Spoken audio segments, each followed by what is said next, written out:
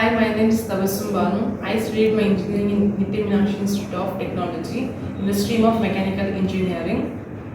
I chose this mechanical course because I didn't have wide range of options because I did my diploma in mechatronics.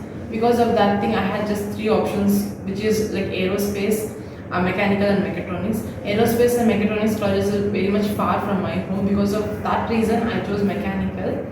The best thing about this thing, what I felt was like in the third year of engineering, I got placed in JSpiders as an incubation student, which teaches only the programming thing. One is testing and one more is development. I chose development, full stack Java full stack development course.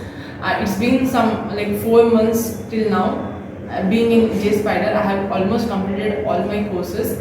In the meanwhile, I got job in Simply Learn Private Limited as a role of SLM, which is Learn Success Manager, and the package of that particular role is 3.6, and I'll be having 6 months of provision period. After that thing, my LPA will be 4 LPA, and I'm a 2022 pass out.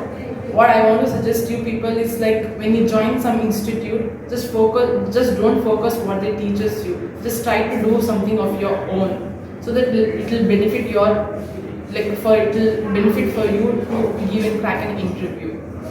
Thank you. And the faculties here are like very much like well-trained faculties. If you have any doubts, they'll clarify like very nicely. If you don't, you should not hesitate to ask. That's the main important thing what I wanted to say.